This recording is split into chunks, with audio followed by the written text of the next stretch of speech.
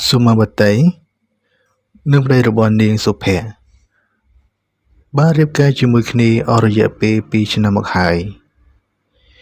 ពួកគេទាំងពីរនាក់បានសន្សំលុយទិញផ្ទះល្វែងមួយកន្លែងនៅភ្នំពេញសង្កាត់ស្ទឹងមានជ័យខណ្ឌមានជ័យប្តីប្រពន្ធទាំងពីរនាក់នេះសុទ្ធតែជាអ្នកធ្វើការក្រុមហ៊ុនឯកជនសុមាវតីមានផ្ទៃពោះបាន4 ខែគឺជាកូនដំបូងរបស់នាងទៅធ្វើការនិងចេញពីធ្វើការប្តីរបស់នាងសុភ័ក្រតែងតែជូន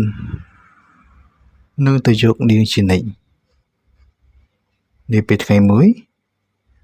ប្តីរបស់នាងសុភ័ក្របានចេញពីធ្វើការនៅវេលាម៉ោង 5 ល្ងាចបានទេប្រើប្រពន្ធរបស់គាត់សុមាវតីឲ្យរងចាំប្រហែលជាកន្លះម៉ោងនឹងទៅដល់ព្រោះគាត់រវល់ចូលរួមខួបកំណើតមិត្តរួមការងារជួបកាន់តែជ្រៅសុមាវតីបានអង្គុយរងចាំប្តីរបស់នាងមកទទួលនាងបានទេនៅផ្ញើសារទៅប្តីរបស់នាងជាច្រើនដងតែប្តីរបស់នាងមិនបានទទួលទូរស័ព្ទនោះទេសុមាវតីបានហៅម៉ូតូឌុបជិះទៅផ្ទះតែម៉ូតូឌុបមិនបានជូននាងទៅផ្ទះដល់កន្លែងនោះទេគឺជូនបានត្រឹមតែផ្លូវធំតែប៉ុណ្ណោះព្រោះម៉ោងជិត 10 យប់ទៅហើយ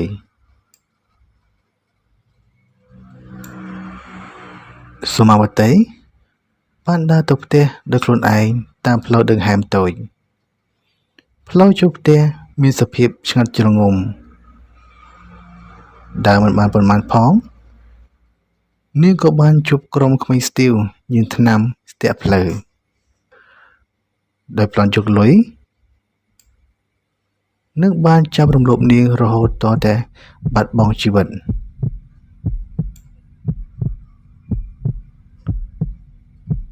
ទាំងម្ដាយនិងកូនក្នុងពោះត្រូវបានដេកស្លាប់នៅកណ្ដាលផ្លូវដង្ហើមយ៉ាងអាណោចអាធរនិយាយពីសុភ័ក្រវិញដែលជាប្តីរបស់នាងបានយកទូរស័ព្ទមកមើលម៉ោងក៏បានឃើញសារនឹងការខកខានមិនទទួលទូរស័ព្ទជាច្រើនដងពេលនោះគាត់ក៏ប្រញាប់ចេញមកយកប្រពន្ធនៅកន្លែងធ្វើការតែមិនបានឃើញប្រពន្ធនោះទេទូរស័ព្ទទៅប្រពន្ធក៏គ្មានអ្នកលើកគាត់ក៏បានសម្រេចចិត្តជិះមកដល់ផ្ទះមកដល់ផ្លូវដង្ហើមក៏ឃើញប្រពន្ធដេកស្លាប់គាត់បានត្រឹមតែអង្គុយយំអោបសពប្រពន្ធនិងស្ដាយក្រោយតែប៉ុណ្ណោះគាត់មានវិបដិសេរីដែលមិនបានមកយកប្រពន្ធដោយទុកឲ្យប្រពន្ធនៅម្នាក់ឯងទាំងដែលកំពុងតែមានព្រៃពោះផ្លូវចូលដង្ហើមនេះពេលយប់អ្នកជិះកាត់តែងតែឃើញខ្មោចសុមាវតី3 កូនតូចអង្គុយយំរងចាំប្តីរបស់នាងអមដោយសំឡេងឆ្កែព្រុសគ្រហឹងអង្កងនៅកន្លែងនោះនាំគ្នាខ្លាចរអាចូលផ្ទះដេកតាំងពីប្រឡូកចំណែកឯប្តីរបស់នាងវិញបានទុកផ្ទះចោលនៅភ្នំពេញទៅរស់នៅជាមួយនឹងម្ដាយនៅតាមជនបទមិនហ៊ានជួបផ្ទះនៅភ្នំពេញម្នាក់ឯងទេព្រោះខ្លាចប្រពន្ធរបស់ខ្លួនអ្នកជិតខាងផ្ទះនៅភ្នំពេញ